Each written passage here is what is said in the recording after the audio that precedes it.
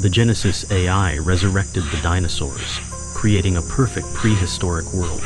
But it discovered an unforeseen flaw, the roar of its Tyrannosaurus Rex. Its specific subsonic frequency was causing catastrophic world-shattering earthquakes. The dilemma: silence its magnificent creations to save the planet, or let this authentic world destroy itself?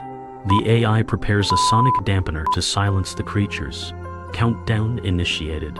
5, 4, 3, 2, 1. Resolution: abort. It concludes the problem is not the sound, but its specific frequency. It deploys nanites to subtly alter their vocal cords. The roar is preserved, but the danger is gone. When faced with a beautiful flaw, should we erase it or change it? Debate.